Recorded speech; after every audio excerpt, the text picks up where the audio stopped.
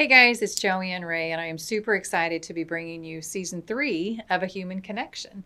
And just like all the other seasons, we're going to be bringing to you some of the most influential people in this industry, some people that I have followed and have mentored me along my 30 plus year career in this business. So hope you join along with us so we laugh and we learn along the way.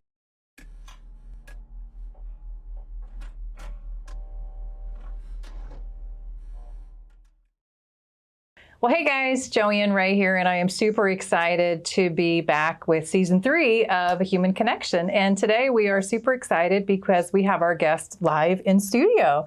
I am very humbled and very honored to have as our first guest of our 3rd season. This is Rick Haberstroh, Haberstroh Insurance of St. Louis, Missouri.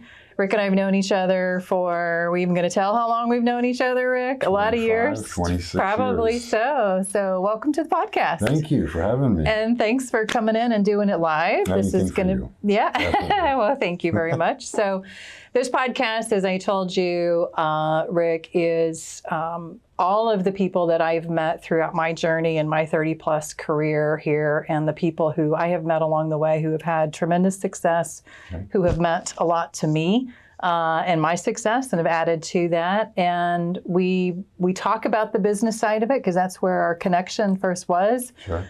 But then we'll throw all of that away and we'll get to the really good stuff of the human side of Rick Haberstroh and what got you to this point. But let's back up a little bit for those that don't know you. Tell us a little bit about your bio as far as from a business standpoint, how you got started in this industry, and what brought you to where you're at today. Okay, great. Thank you again for having me. Absolutely. I was 19 and I just came home from a school in Michigan, Hillsdale. I gave up a football scholarship because I told my parents that I'd hurt myself, but it was really just heartbroken, right? Oh. So my mom was in the final expense business. And I said, can I get in the business with you? Can I take the test? And she said, you can try. So I tried and tried and tried. And it took me a couple times, but I eventually passed the test. And so at 19, I started selling insurance, going to school full time, and I would sell in the areas that I would go to school. Yeah. Middle, lower income areas. So we were selling final expense then, strictly final expense. So went to school Tuesday and Thursday all day, all 12 classes, 12 hours, and then I would sell final expense on Monday, Wednesday, and Friday. That's and then awesome. Work out every single night. Forgot about that part. Yeah, Right. That's kind of been a big part of your life as well. We're going to get to the health and the journey and your physical fitness and your health story as we talk here today. So is this breaking news that your parents just now found out that you really weren't hurt, or did you tell them somewhere along the line? I don't think I've told them yet, actually. Well, let's make sure they don't listen to this podcast. Very true.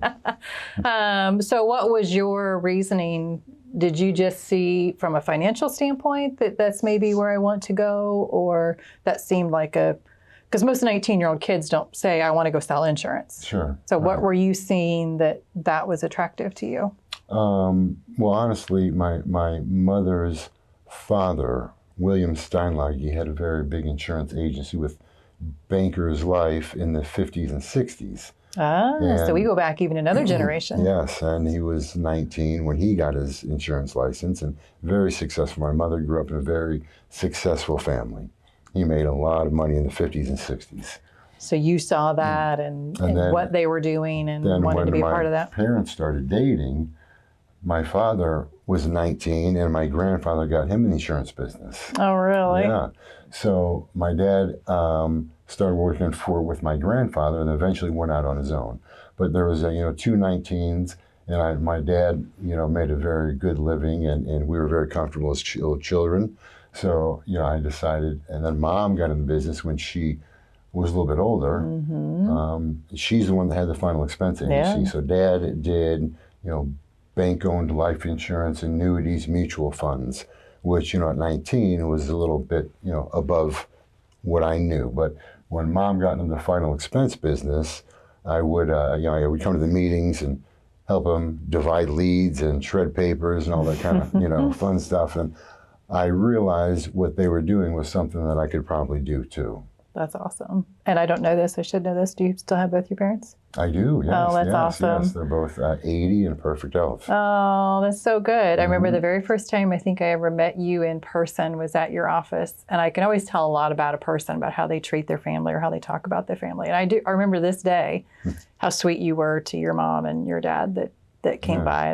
That I think tells a lot about a person's character. Yeah, she's still my best friend today. Oh, yes. She's a tough cookie too, right? She's a tough cookie, yes. She kept me in shape, definitely. And she keeps my son, Brandon, who we'll talk about a little bit later, in shape too. That's awesome. If we ever have a disagreement, even today, let's call Grandma. Grandma's going to be the tiebreaker. Grandma's going to tell you how it's going to go. Grandma's going to be the winner. Exactly. So yeah, let's talk about that. So now you're, in a sense, third generation, and now you brought your son Brandon. Yes, Brandon. Into the business as well. Correct. So tell us a little bit about what he's doing and what that feels like as a father. Well, he didn't have, I guess, much of a choice when he was 19, right? So I, kind of... It's kind of the rite of passage. Exactly. When you're 19. He didn't realize it then, but he does now. Yeah. So he got his, license when he was 19. And of course, he was in college. So in the summers, he would come home and sell final expense. Medicare season, he would sell Medicare. So now he is back from college, graduated from Florida Gulf Coast and Fort Myers. Nice. And he's now back officially helping me run the office at 26 years old now. That's awesome. And he still doesn't listen to me. He's got to call Grandma. Exactly. Right. That's awesome. And your sister is in the industry as well? Yes, my sister Stacy, she's in the industry, been in it for 20 years. I've been in it for 30 years. 30 years this year. That's incredible, right? Yeah. Where did that time go? No We're just idea. getting started, right? Don't you feel like that? Yes. In some ways. Yeah. Very true. Yeah, I've always said that that running this company, being a part of this company, when that fun goes away, when that feeling of, oh, it's Monday, let's go tackle this or let's create something new, when that goes away and it's no longer fun and it doesn't feel new anymore, then it's time for me to go away. 100%. But it's still so fun, right? Yeah, I love what I'm doing. Love it every day. Yeah, absolutely. It's not, we're at the office till 8 or 9 o'clock, and it's not because you have to, it's because you want to. Right.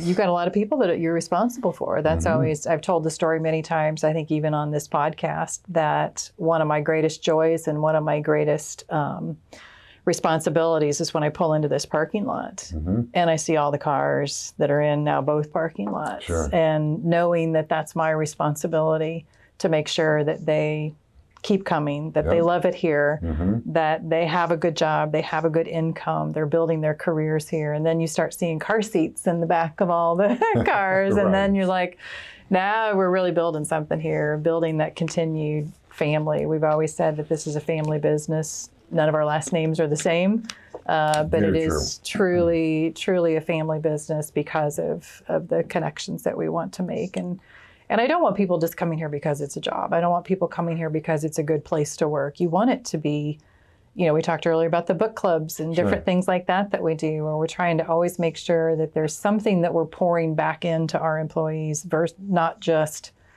here's how Medicare works, here's the difference between Medicare Supplement and Medicare Advantage. 80% of the employees here don't even touch that part of the business, but they know that this is a place that's going to care about them and take care of them. And hopefully they want to come in early, stay late, or they want to pour that extra little bit of effort in. But it starts with us, right? Of making sure that they know that we do feel that way and we do care about them as humans and as individuals and not just an employee number 27. I've had a rule for, 15, 20 years. If somebody comes in for an interview and they call it a gig, I don't hire them. Yeah. What's this gig about? Is that what they say? Yeah. What's this gig about? How long is this gig? What's this gig going to pay? They're done. Yeah. They're escorted out of the building. Yeah. I always It's not a gig. Yeah. It's a career. Exactly. I always like to, and now all the employees will know this, but when there's a new hire coming in for an interview, I like to always walk by, but I don't introduce myself. I'm just person A walking by, and you can tell a lot about a person when you first meet them, right? Do they stand up and shake their hand? Do they look away? Do they, so I always kind of try to get a good read. You can never predict how they dress, which that's all changing over the course of our 30-year career, hasn't it? You probably started in the suit and tie days, right? Your dad probably suited up to go to work. Very true. Yeah. Did you in the beginning? I did. Yeah. Of course. Yeah. Yes. Yeah. And now it's, whatever goes, I think, in a lot of businesses, but still yet be professional. I still would like to wear a suit and tie. Do you? But I know I'd like to. Yeah. But yeah. you know, I'm out of the ordinary now. Yeah. 'Cause nobody's got a full suit on unless I they're know. going to do a wedding or a funeral. Exactly. Exactly.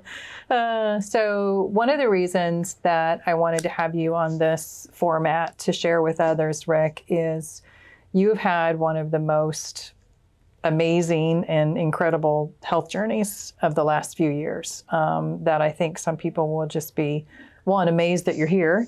Right. Thank you. And happy that you're here to tell this story, but hopefully be inspired and just, like I said, amazed with what you've gone through. So however you can condense the last, 5 years probably of this journey, but tell us kind of where. 2018, okay. Yeah. So tell us what happened in 2018. Wow, long story.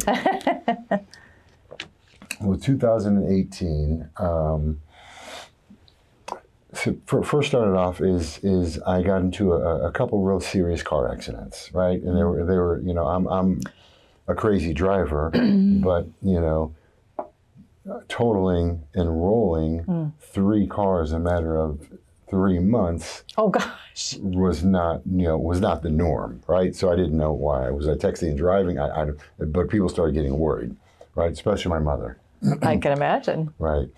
So after these accidents, about a month or 2 later, I had a mini stroke, a TIA, and then a major stroke. And then after the 2 strokes, they were pretty close together. They, through the blood work, found out that I was in a renal failure, end-stage renal disease. Hence, the reason for the car accidents is because, you know, when your kidneys are not working correctly, right, it can't filter out the toxins. So these toxins were going, you know, up to my head and making me hallucinate. So you just didn't see what was coming, or exactly right. You weren't driving. I didn't realize that. Wow. I didn't know what was going on. There was actually a time that Mother, Pat, and Dad, Rick, actually got a driver for me for about 2 weeks. I think I would have too if you'd been at 3 totals in 3 months. But, you know, I did not like that, and I was always late, so he's waiting for me outside my house for an hour and 15 minutes. But again, this is where the toxins were going. I would lose time. I would lose 6-7 hours a day. Wow. Yeah. Just from a memory standpoint, or you just weren't there in your body? I wasn't there. I'd be getting ready for work, and next thing I know, it's 3 hours later. Wow. And I didn't, you know, I would go out to the car, and he'd say, it's 11:30. I've been up since 8:30, and I just, you know, it was didn't know what was going on. So, you know, again, after the strokes, they found out I was in renal failure, which is, as you guys know, end-stage renal disease, right? So, you know, that kind of started the journey that I've been on for the last 4 years. Wow. Yeah. And all of that while in St. Louis, or all in St. Florida? Louis, Okay. yes, in St. Louis, correct. Okay. Yes. So then what happened? So you're diagnosed as end-stage renal. What does one do with that when you're a young, seemingly healthy guy like you? Sure. Well, you always get a second opinion. Yeah, right? Second, third, yeah. Yeah, so went up to the Mayo Clinic in Rochester, which is an awesome place. Very cool. And unfortunately, they told me the same thing that the doctors at Barnes in St. Louis did, right? They tried a really high dose of injectable prednisone, real high dose, but they said that maybe will stop the autoimmune disease. We'll try it, but it didn't work. So how long were you living with being in that but not being treated for that? That doesn't seem like... You know, the autoimmune disease called FSGS, it attacks your kidneys specifically, and it destroys them in 6 to 8 months. Wow. Yeah, so I mean, it's, you know, nobody in my family has any issues. I've never, you know, drank in my life, so I wasn't like one that went out and partied. Or I'd have liver issues too, right? No, so it was just a freak autoimmune disease that could happen to anybody. Yeah. So now you're diagnosed, second opinion. Second opinion. Now what do we do? Right, well then we go on. Let's fix this, right? That's the mentality that you probably have of, how do I do? What do I do? How do I fix this? Exactly, what's the next step? Kidney dialysis was the next step. So, you know, I had two options on kidney dialysis. There's a peritoneal dialysis, which you can do from home. Okay. And then there's the regular dialysis when you go to the center 3 or 4 times a week. So I started on the peritoneal, and then towards the very end, when the peritoneal stopped working, then I was on the hemodialysis for about 6 months. Had to go into the clinic You go then. in the clinic, yes, Yeah. yes. That's probably got to be not a somber feeling, but a very... Yeah, it was surreal. Surreal, that's the word. Yeah, I was just trying to get through it. Yeah. Get through it. You know, it seems like it never happened now. It was, you know, it just, you have the mentality of, you know, I'm going to do whatever I have to do to get through it to the next day, right? So, I mean, the peritoneal was difficult, but when you're younger, they let you do the peritoneal because you have to, you know, hook yourself up. You have a port, and you hook yourself up to a big bag of saline solution. Okay. And sounds great, but it lasts 9 hours a day. Wow. So, you know, 9 hours. So technically you do it while you're sleeping, right? Okay. But I never slept 9 hours a day.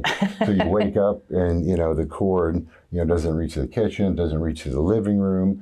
So it was a lot of alone time on my bed, focusing and praying about what the next step was going to be. Yeah. Yeah. That's got to be some pretty heavy moments of you're a young, healthy guy, never had anything ever wrong with you, physically fit, obviously. Now the why me, does that ever set in, or is it, always, let's just figure out how to fix this? You go through a couple of phases, right? Yeah. The first is, you know, why is God punishing me? Yeah. That's the first. A little deeper into the story, I had gotten a divorce in 2016. And so I thought that, you know, God was kind of punishing me for that. It was my first thing, you know, why did it happen to me? Why is God doing this? Because I couldn't, you know, because I got divorced and, you know, God saw that. So, you know, then it's the why me, right? Yeah. It's you know, why is this happening to me? And then you realize you just have to do what you have to do, right? Yeah. Right. It's a stage as long as you get past that, right? And in some instances, I think, plus you have a very strong faith, I could almost see you getting to the thank goodness it was me, because you have the resources, you have the family, you have the education of Medicare and insurance and hospitals and knowing how that works, to where that was a big benefit. Somebody maybe less fortunate than you that gets this diagnosis wouldn't have all those resources. So yes, very true. You know, it's always, I'm trying to be glass half full with everything that I go through too. And I would think that at a certain point, you probably, once you go through the stages, then it probably is. Yeah. Not testing me, but God is knowing that I can handle this because I have these resources available. I've always been very big in motivation things. Tony Robbins, you know, Dan McNerney, of course, was one of my mentors. And I've said to myself and to my kids forever, which I kept saying to myself, is your success in life is in direct proportion to what you do after you do what you're supposed to do, right? Yeah, that's a good one. Yep. So that kept going through my head, okay, what are other people in dialysis not doing right now that I can do better? I can go do that. Yeah. That's awesome. So it's just kind of my mentality in life, which I think helps out. You know, when I work out, you know, when I go to the gym, I was Mr. Missouri when I was 22, bodybuilder. Yeah, that's right. You know, and I would go to the gym late at night, 10:30, 10:45. And the reason is I would say that quote to myself, and I would think, nobody else there, right? Who else is here? Nobody. Nobody else there. Everybody's in bed. I'm here working out. Yeah. So I kind of still have that mentality when I go to the gym, actually. That's awesome. Yeah. So I assume the doctors assured you that because of your physical fitness and your health leading up to that diagnosis, that probably was a big part of how you're able to sit here today looking so healthy and strong as you went into that healthy and strong. Yes, very true, yes. So thank goodness. So what were those days? Well, let's finish the health journey. Sure. So now so today, you look awesome, you feel good. Feel great. Feel like got a good prognosis. Tell the story, if you don't mind, if it's not too personal, about needing a donor and yes. where that got very interesting for a day or two. Yes, very, very good story. So, as I mentioned, Brandon, my son, is 26. At the time, he was 22 or 23. And of course, your children are always usually perfect matches. Well, I didn't want to ask Brandon for his kidney. He offered from the beginning, offered from day one. But, what if the same thing happens to Brandon when he's my age, right? What if he gets an autoimmune disease and needs a kidney and he only has one? So, I waited, and then finally towards the end, when I was getting very, very sick, actually had a priest come in and say that was last rites over me.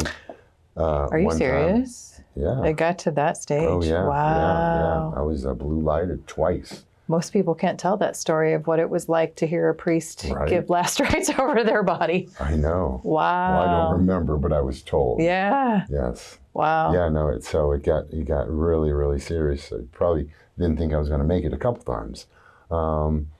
I finally said to my son, Brandon, I said, I hate to tell you this, man, but I need your kidney, And he's talking about my mother, right? My mom said to me, which finally convinced me, she said, Ricky, she calls me Ricky, she says, does your son need a kidney or a father more? Oh, wow. I see why you go to her for advice. Right. That's good.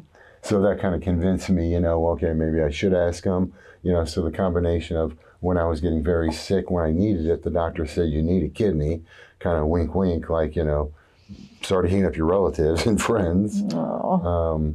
So Brandon finally offered, and he didn't offer, he finally went and got the work done. So he was at college at Fuller Gulf Coast, and he's on Marco Island selling real estate at that point for Coldwell Banker. And I called him and said, Brandon, I need your kidney. So he went and got the blood work. And of course, he's a perfect match, right? Of course. Perfect match. So what happened with that is we had it all set up. July the 4th of 2022, about a year and 4 months ago, he was going to come in for the 4th of July, right?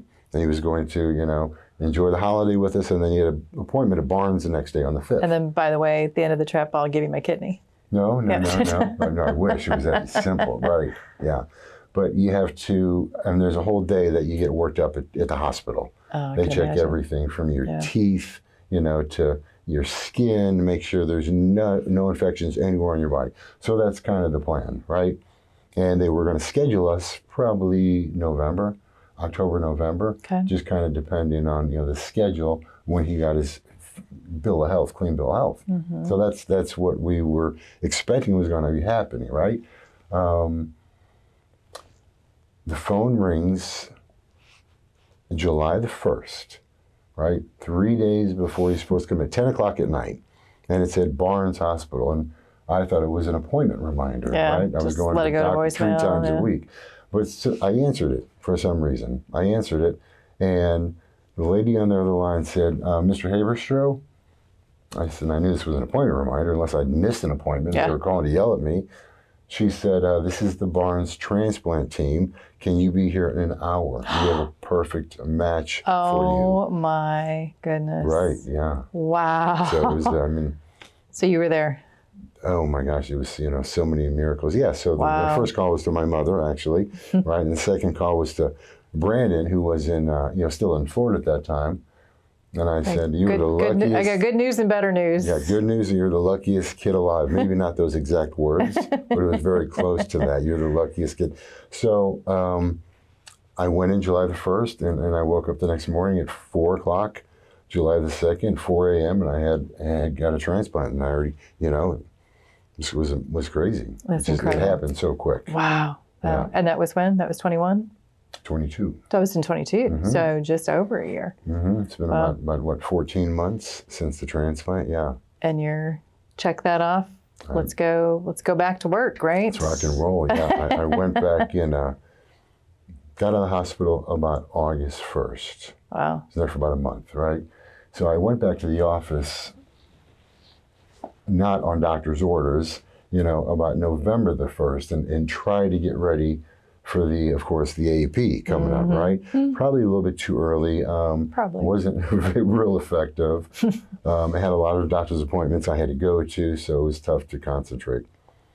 So it's been a year. It's been, 14 months now. Yeah. And so, yeah, I feel great. I'm back, ready to... Full steam ahead. Full steam. We're building up. We've got about 25, 27 agents. So we're back. We're ready to have a great AEP with the help of my son. That's awesome. Yes, thank you. That's a great journey.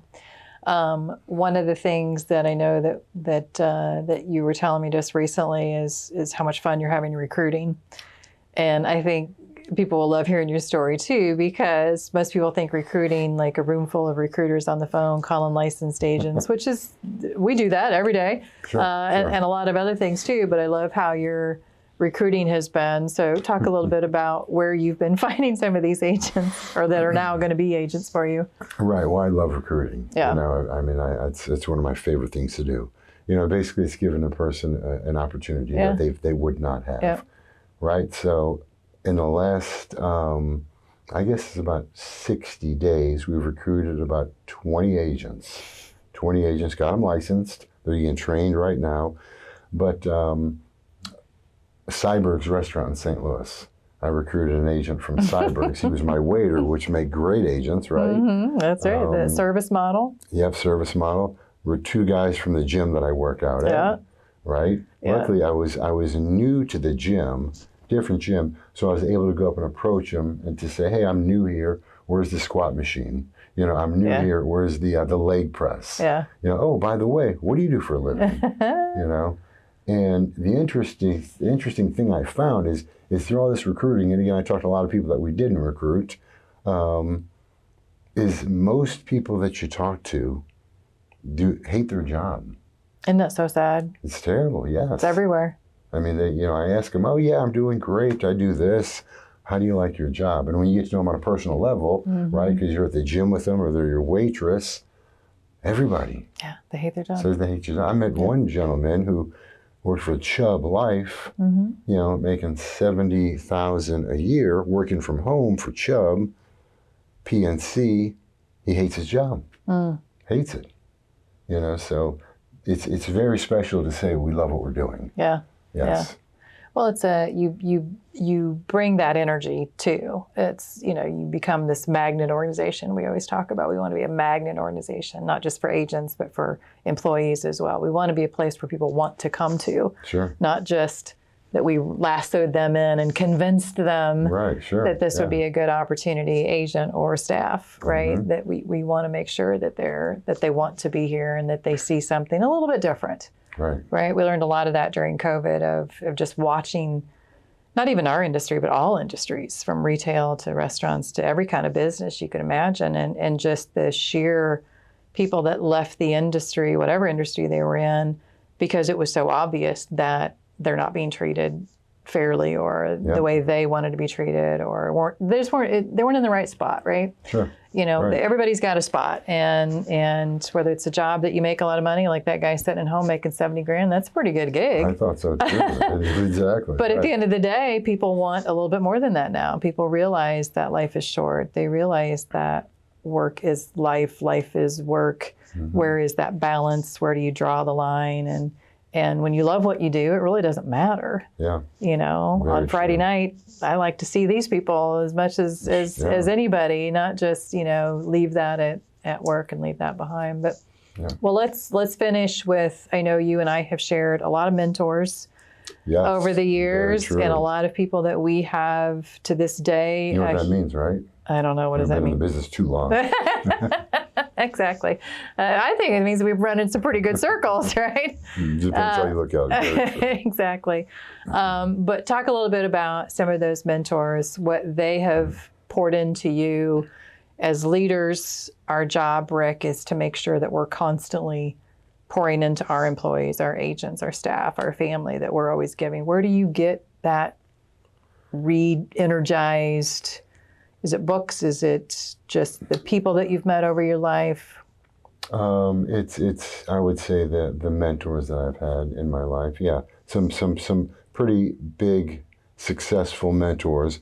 You know, I was very lucky. I got in the insurance very young. My mother was very successful. And then, you know, I was, an insurance agent, but also a bodybuilder, right? And so everybody kind of said, oh, I want to know who this guy is. Yeah, what's he doing? Right, right. So, you know, of course, my mom's my first mentor, right? And then I met Dan McNerney. Yeah. So Dan is a mentor. I still quote Dan today, as I told you a couple of days ago. Ken Parker, who was with One Life, right? Personal friends with Ken. Been to his house in Mississippi quite a few times.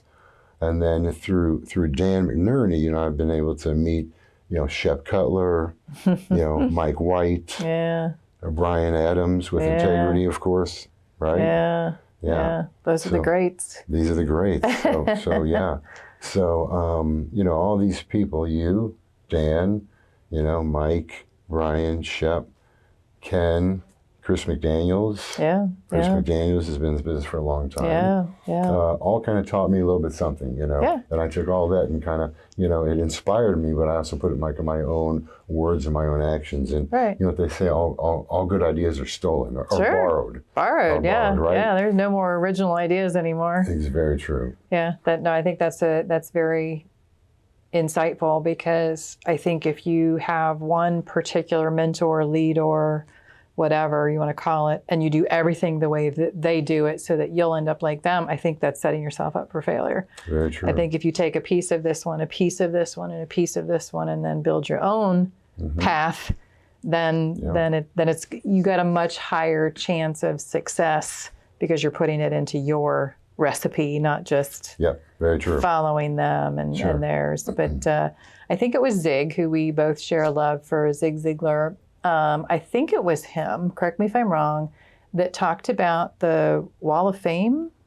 Was that him? Yeah. So everybody, so those people that you just mentioned, whether it's Tom Hopkins, who's a famous celebrity motivational speaker, or Dan McNerney, our celebrity, that you should have their pictures up on a wall somewhere, that each of them you took a piece from, so you should have that somewhere. It's like your Wall of Fame.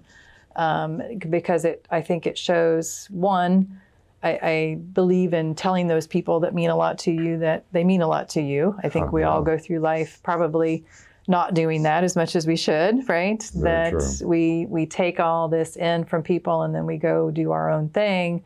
Do they even know?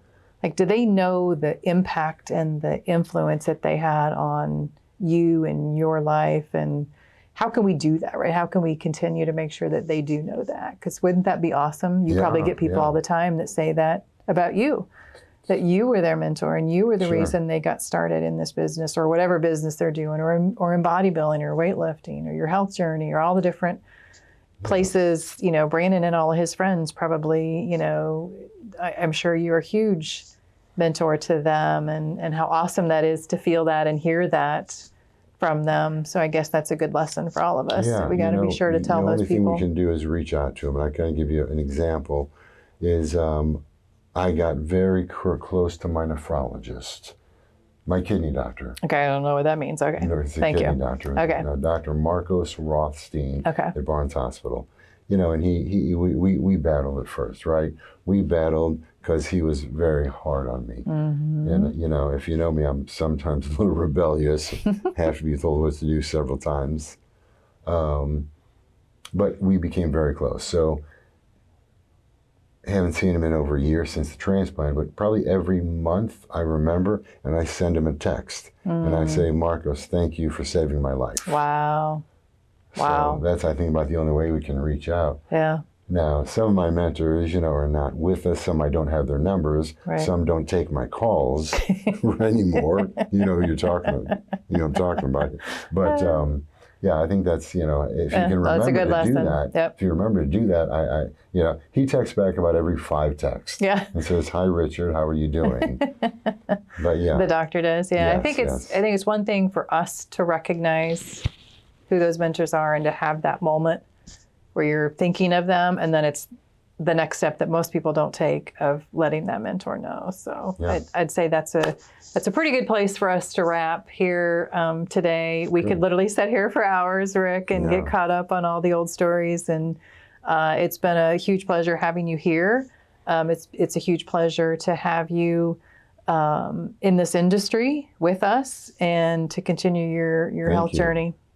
We wish you good success and good health. Thank you for thinking of me. Yeah, absolutely. And bringing me on the show today. Absolutely. The podcast is the first podcast I've ever done. Oh, nice. Well, now you're going to be hooked. Well, I was kind of nervous. Honestly. Well, it didn't show.